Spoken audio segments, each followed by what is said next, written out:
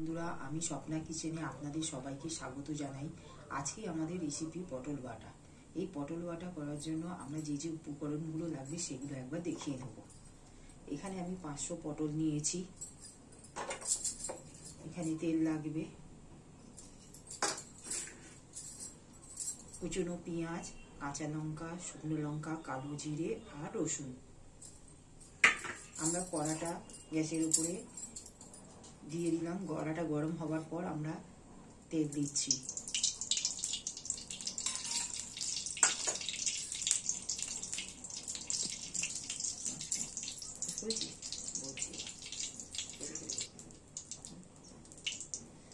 কড়াতে আমরা refine oil দিলাম। রিফাইন অয়েল দেওয়ার পর আমরা একে একে উপকরণগুলো দিয়ে দেবো ফোড়নের জন্য। এখানে কালো জিরে দিলাম, শুকনো লঙ্কা, রসুন কুচনো আর পেঁয়াজের ফোড়ন দিলাম। দেওয়ার পর আমরা এই উপকরণগুলো ভেজে নেব। ঠিক লাল হয়ে যাওয়ার পর তখন আমরা এই কেটে রাখা পটলগুলো এই কড়ার মধ্যে দিয়ে দেবো, উপকরণের মধ্যে।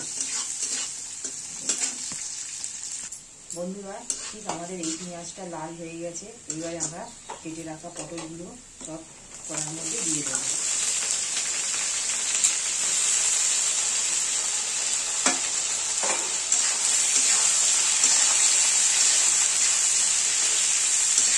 দেওয়ার পর আমরা সামান্য নুন দিয়ে ঢাকা চাপা দিয়ে দেবো, যাতে পটলটা লাল হয়ে গেলে তারপর আমরা এটাকে বাড়বো।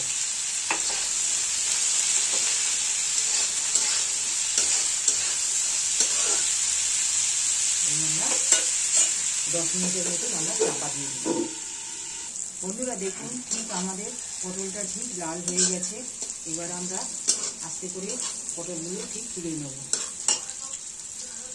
গ্যাসটা অফ করে দিলাম। এবার পটলগুলো আমরা তুলে নিচ্ছি। দেখুন বন্ধুরা, আমাদের ঠিক পটলটা ঠিক এইভাবে আমরা ভেজে তুলে নিয়েছি। এবার কিছুক্ষণের জন্য ঠান্ডা করে নেব। ঠান্ডা করার পর মিক্সার গ্রাইন্ডে বেটে নেব। যারা শিলে বাটতে চান তারা শিলে বাটতে পারেন। যাদের ঘরে মিক্সার গ্রাইন্ডার নেই তারা শিলে বাটতে পারেন, আর যাদের ঘরে আছে মিক্সার গ্রাইন্ডার তারা মিক্সার গ্রাইন্ডারে বেটে নিতে পারেন। বন্ধুরা দেখুন, আমরা পটলটা ঠান্ডা করে ঠিক এইভাবে বেটে নিয়েছি। এবার এর মধ্যে গার্নিশ করার জন্য আমরা অল্প একটু সর্ষে তেল দেব।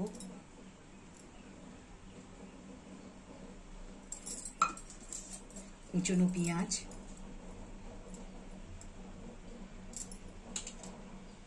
সামান্য কাঁচা লঙ্কা, যে যেরকম ঝাল খাবেন,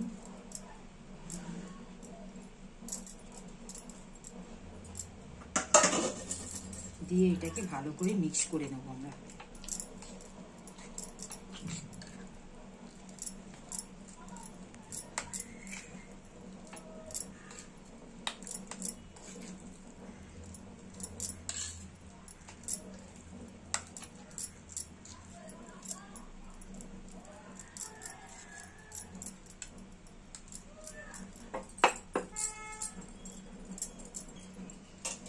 বন্ধুরা, ঠিক বাটার ঠিক কোয়ান্টিটিটা ঠিক এইরকম হবে। ঠিক এইরকম একটু মাখো মাখো হবে, খুব পাতলা যেন না হয়ে যায়। ঠিক এইভাবেই হবে। এবার আমরা উপর দিয়ে সামান্য একটু কুচনো পেঁয়াজ দিয়ে